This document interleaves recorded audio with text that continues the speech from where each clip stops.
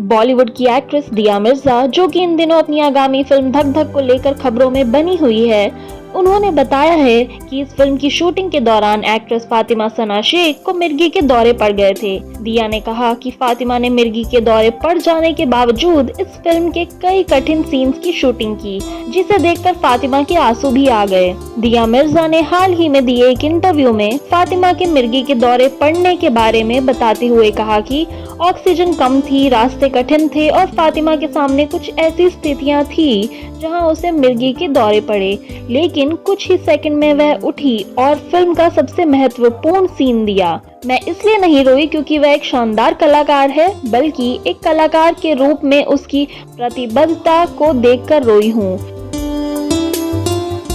दिया ने यह भी बताया कि वह रत्ना पाठक, दिया मिर्जा, फातिमा और संजना सांगी मिलकर इस फिल्म में महिलाओं की कहानी बताना चाहती हैं। दिया ने कहा कि ऐसी इंडस्ट्री में जो इतनी पितृसत्तात्मक है, इतनी सरल, ईमानदार, गरिमापूर्ण और नारीवादी कहानी प्राप्त करना बहुत मुश्किल है, जो सहानुभूति में निहित है। बिल्कुल कहानी की तरह हम चार अजनबी थे जो इस कहानी को बताने के लिए एक साथ आए हैं।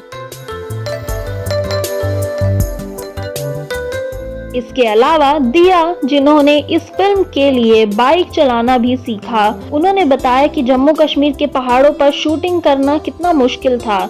दिया ने कहा कि एक सामान्य दिन में एक बाइक राइडर के रूप में यह काफी कठिन होता है। 200 लोगों के ग्रुप के साथ ट्रैवल करने और उनकी देखभाल करने के बारे में सोचिए। हमें सभी प्रकार की बीमारियां हो रही थी क्योंकि एक निश्चित बिंदु के बाद ऑक्सीजन का स्तर कम हो गया था।